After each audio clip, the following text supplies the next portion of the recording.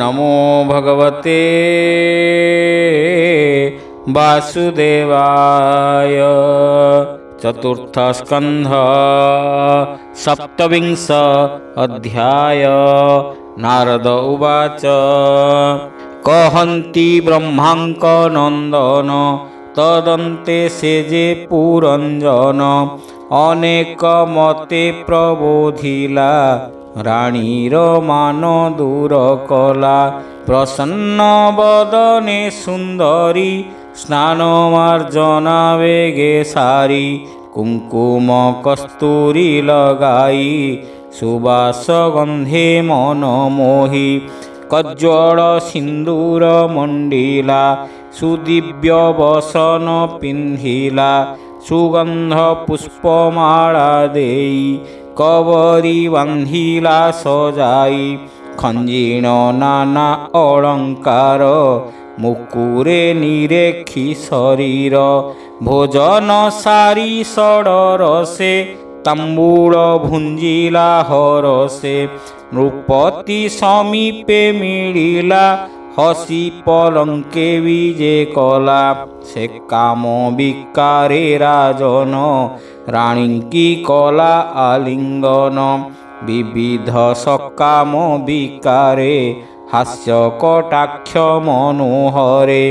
एकांत रतिर सरंगे से राणी पुरंजन संगे भूरुकमाणे संधिसर द्रोहास कटाक्ष विकार षट चत्वारिंश विकारे से रस संगम रतिरे। रात्र दिवस न जानिला अज्ञान मोहे निमज्जिला। से काम भोगेण नृपति फुटीण शांत हेलावती। हरि हरि बोल। उपधिकारी पत्नी कर सुखे सोईला नृपवर पलंके सुखे निद्रा गला। से काल गति न जानिला नित्य हरन्ते आयु बल। से राजा होइला निर्बल से काम भोगे नृपवर स्त्री संगमे मन स्थिर। अज्ञाने क्रीड़ा रसे रत न देला ज्ञान मार्गे चित्त।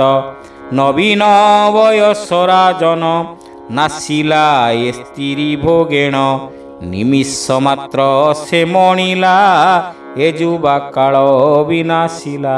एमंते बहु संवत्सर कामिनी बसे नृपवर भोगान्ते पुरंजन ठारे जन्मिले दुहिता कुमरे।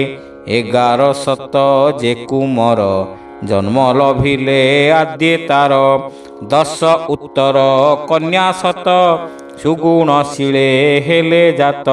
से कन्या पुत्रे विभा देई निश्चिंत हेला नर साई। विवाह निर्बंधे निमज्जिला अर्धे आयुष तार गला। पुत्र कन्यांक पुत्र सहे पंचाळे वंचंती से राय। ए सर्वे राजांक भंडार लुटीण कले से विहार।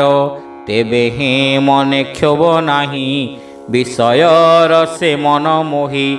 गांधर्व भोगे से नृपति विभ्रमे अति मूढ़मती। विषय ममता बढ़ाई बंदी होइला नृपसाई। तदंते घोर यज्ञ कला अनेक पशुଙ୍କୁ बधिला। देवता पितृभूतपति से यज्ञे पूजिला नृपति। जे रूपे तुम्भे हे राजन करुच्छ घोर यज्ञ मान। से रूपे पुरंजन राय अनेक पशु कला क्षय। विषये जड़ उन्नमत कुटुंबे बंदी कला चित्त। तदंते प्रवेशिला काल जेहरे प्राणी आयु बल। ताहार नाम चंडवेग गंधर्व राज्ये करे भोग। गंधर्व मानंकर पति अति प्रचंड तार गति। 60 प्रमाण गंधर्वे अति बलवान। मिथुन भावे करी स्थिति एते गंधर्वी तही थांती। गंधर्व गंधर्वी प्रबल କେ କୃଷ୍ଣ କେ ଅବାସୁକଳ ଏ ସର୍ବେ ଚଣ୍ଡ ବେଗଙ୍କର ହୋଇଣ ଥାନ୍ତି ଅନୁଚର ସେ ଚଣ୍ଡ ବେଗ ଆଜ୍ଞା ପାଇ ବେଢ଼ିଲେ ରାଜା ପୁରେ ଯାଇ। ହରି ହରି ବୋଲ। ସେ ପୁରଞ୍ଜନ ଦିବ୍ୟପୁରୀ ଗନ୍ଧର୍ବେ ବଳେ ଜୁର କରି ସେନଗ୍ରେ ସେନାପତି ଏକ ରକ୍ଷଣେ ଥିଲା ସେ ଅଧ୍ୟକ୍ଷ ତାହାର ନାମ ପ୍ରଜାଗର ସେ ବେଗେ ମିଳିଲା ଆଗର ତାହାଙ୍କୁ ମାରି ଘଉଡ଼ିଲା ଅନେକ ଘୋର ଯୁଦ୍ଧ କଲା ଶେଷତ ସମ୍ବତ୍ସର ନିତେ ଯୁଝିଲା ଗନ୍ଧର୍ବ ସଙ୍ଗତେ ଗନ୍ଧର୍ବେ ଅତି ବଳବାନ ତାହାକୁ ମାରି କଲେ କ୍ଷୀଣ କ୍ଷୀଣ ହୁଅନ୍ତେ ପ୍ରଜାଗର ସେ ଘୋର ତାପେ ନୃପବର ସେ ପୁରବାସୀ ଯେତେ ଥିଲେ ସେ ସର୍ବେ ଆକୁଳେ ରୋଦିଲେ ଅନ୍ୟତ୍ର ନ ପାରନ୍ତି ଯାଇ ଦୁଃଖେ ରୋଦନ୍ତି କ୍ଷୋଭ ପାଇ ସେ ନଗ୍ରେ ନୃପ ପୁରଞ୍ଜନ ସଙ୍ଗତେ ଘେନି ପ୍ରଜାଗଣ ପାଞ୍ଚାଳ ଦେଶେ ନାନା ସୁଖ ଯେଣୁ ଭୁଞ୍ଜିଲା ଅବିବେକ ତା ଦିନ ପତ୍ନୀ ସ୍ନେହେ ଗଲା କୁଚିତ ସୁଖେ ନିମଜିଲା ଇନ୍ଦ୍ରିୟ ରସେ ଅନୁରାଗୀ ସେ ମୋକ୍ଷ ତେଜିଲା ଦୁର୍ଭାଗୀ ଅଳପ ସୁଖ ଭୋଗେ ରତ ନଦେଲା ଜ୍ଞାନ ମାର୍ଗେ ଚିତ୍ତ ନକଲା ସେ ଭଲ ବିଚାର ଏଣୁ ହୋଇଲା ଦୁଃଖ ଘୋର ପ୍ରାଚୀନ ବହିର୍କୁ ନାରଦ କହିଲେ ଅପୂର୍ବ ସମ୍ବାଦ। ହରି ହରି ବୋଲ। କାଳର ଏକ କନ୍ୟା ଥିଲା ତାହାକୁ କେହି ନ ବରିଲା ଏ ତିନି ଲୋକେ ସେ ଭ୍ରମଇ ଡରେ କେ ତାକୁ ବିଭା ନୋହି ସେ ଯାରେ ବର ଇଚ୍ଛା କରେ ସେ ଦେଖି କମ୍ପେ ଥରହରେ ସେ ସର୍ବ ଅଭାଗ୍ୟର ଧାମ ଏଣୁ ଦୁର୍ଭାଗା ତାର ନାମ ସେ କନ୍ୟା ପୂର୍ବେ ଏକ କାଳେ ଯଜାତି ବଳେ ବିଭା ହେଲେ ତାଠାରେ ବୈଭୋଗ ସାରି ପୁତ୍ରକୁ ବରେ ଇଚ୍ଛା କରି ତାହାକୁ ଯଜାତି ରାଜନ ପୁତ୍ରକୁ କଲେ ସମର୍ପଣ ତା ଜ୍ୟେଷ୍ଠ ଯେତେକ କୁମର କେହି ନ କଲେ ଅଙ୍ଗୀକାର କନିଷ୍ଠ ପୁତ୍ର ପୁରୁ ଥିଲା ସେ ପିତା ଆଜ୍ଞାରେ ବରିଲା ତାହାର ସଙ୍ଗେ ନୃପବଳା ଅନେକ ଦିନ ଭୋଗ କଲା ବର ଇଚ୍ଛଇ ନିରନ୍ତରେ ଦେଖିଣ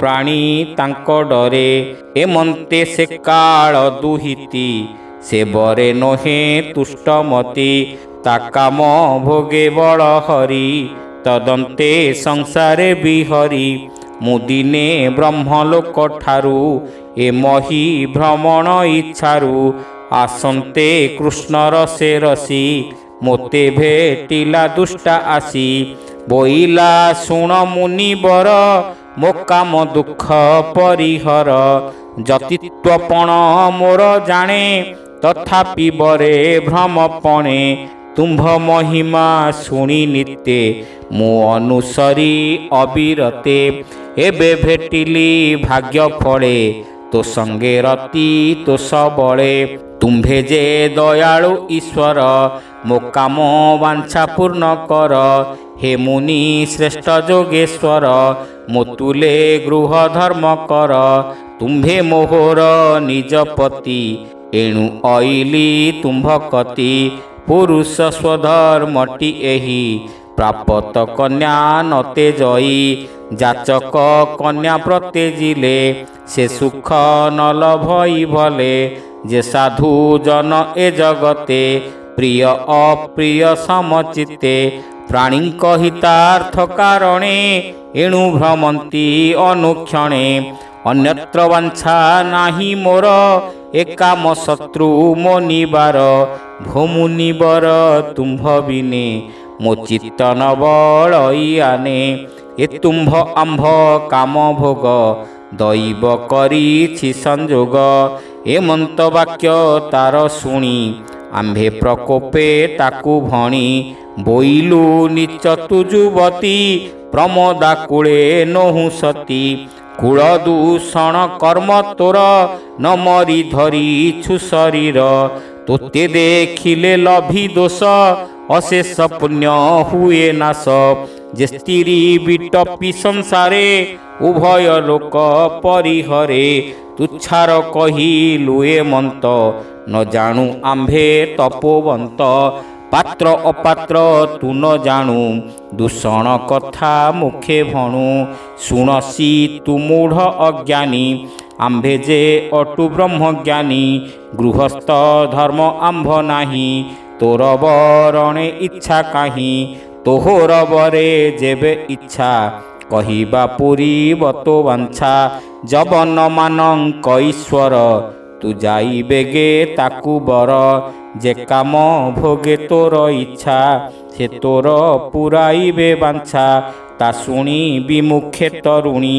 ସକ୍ରୋଧେ ସାପ ମୋତେ ଭଣି ବୋଇଲା ଶୁଣ ମୁନିବର ମୋ ପ୍ରୀତି ଆଶା କଲୁ ଦୂର ତୁ ଏକଠାବେ ନ ରହିବୁ ଜୀବନ୍ତେ ଯେତେ କାଳ ଥିବୁ ବ୍ରହ୍ମାଣ୍ଡ ମଧ୍ୟେ ସ୍ଥାନ ଯେତେ ଭ୍ରମଣ କରୁଥିବୁ ନିତ୍ୟେ କାହିଁ ତୁ ନ ଲଭିବୁ ସୁଖ ଭୋଗାଦି ନାମେଣ ବିମୁଖ ଏ ଘୋର ସାପ ମୋତେ ଦେଇ ବରିଲା ଭୟପତି ଯାଇ ଭୋଦେବ ଜବନ ଈଶ୍ୱର ତୁ ବୀର ବଳେ ବଳିୟାର ଏଣୁ ବରିଲି ମୋହି ତୋତେ ମୋର ବିନୟ ଘେନ ଚିତେ ତୁମ୍ଭଙ୍କୁ ଯେବା ମାଗେ ଯାହା ବିନାଶ ନୋହେ କାମ ତାହା ଶୁଣ ଜବନ ଅଧିପତି ଏବେନି ଲୋକେ ଶିଶୁମତି ଯେ ଲୋକ ଶାସ୍ତ୍ରର ଭକତ ଦ୍ରବ୍ୟ ହୋଇଲେ ଉପଗତ ଯାଚକ ଜନେ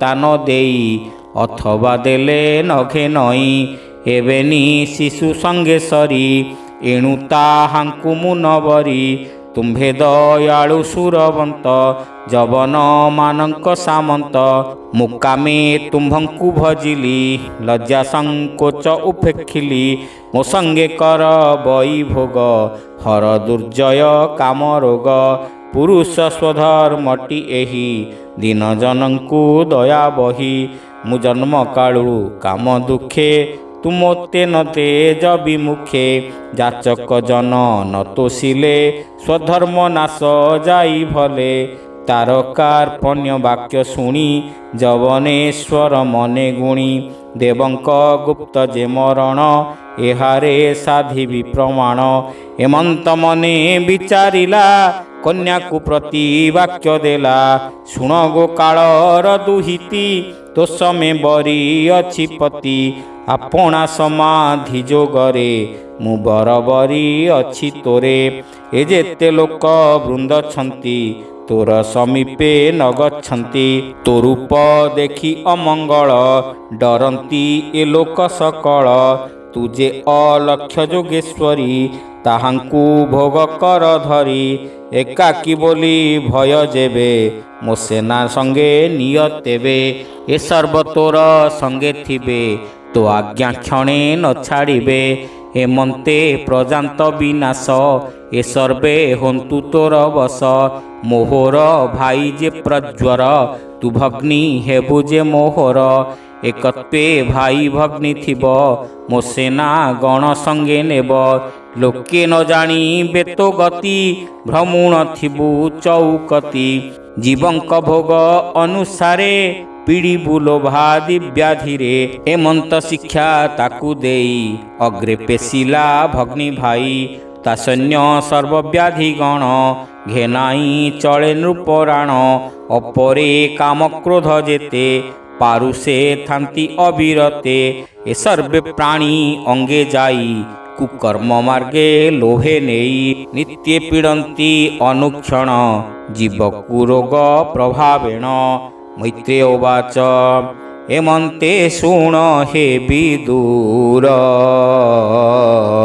ଯେ କାଳ କନ୍ୟା ଯେ ପ୍ରଜ୍ୱର ଯବନପତି ଆଜ୍ଞା ପାଇ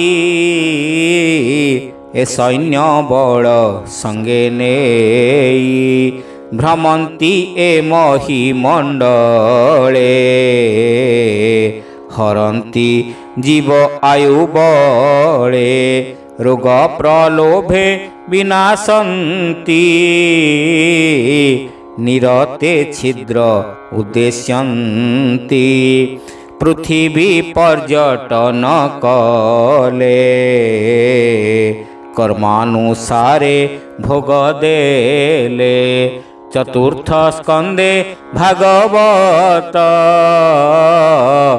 नारद प्राचीन भकत ए पुरंजनर आख्यान सप्तविंश अध्याय संपूर्ण इहा जे श्रवणे शुणन्ति संसार बंधु निस्तरन्ति से प्राचीन ग्रंथ पुराणे नारद ताहारे बखाणे भणई जगन्नाथ दास एकाळे होइला प्रकाश भावे भणई जगन्नाथ दास भावे एकाळे होइला प्रकाश। हरि हरि बोल। इति श्रीमद्भागवते महापुराणे पारमहंस्यां संहितायां चतुर्थस्कन्धे पुरंजन उपाख्याने नाम सप्तविंश अध्याय।